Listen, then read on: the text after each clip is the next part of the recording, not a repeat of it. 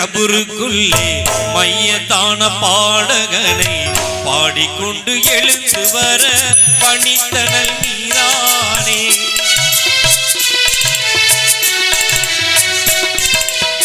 மூடி கிடந்த கபருக்குள்ளே மையத்தான பாடகனை பாடிக்கொண்டு எழுந்து வர பணித்தனல் நீரானே.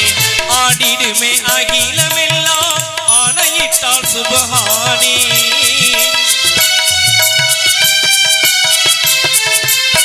ஆடிடுமே அகிலமெல்லாம் ஆணையிட்டால் சுபஹானே.